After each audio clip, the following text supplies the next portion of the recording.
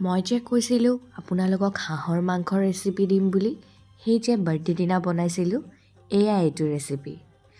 মই কিন্তু কোমোৰাৰ লগত বনোৱা নাই। সৰুৰ পৰাই 10-12জনীয়া এটা ফেমিলিত ডাঙৰ হৈ আহিছোঁ। আৰু তাত সদায় দেখোঁ যে মাহঁতে কোমোৰা এটা দি দিয়ে। এনেকুৱা লাগে যেন ঘৰৰ আটাইকেইজনকে মাংস কেপি জোৰাব চেষ্টা কৰিছে নেকি?